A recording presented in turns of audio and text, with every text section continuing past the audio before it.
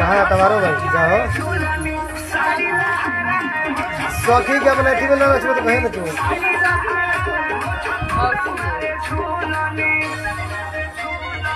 चले जाओ सब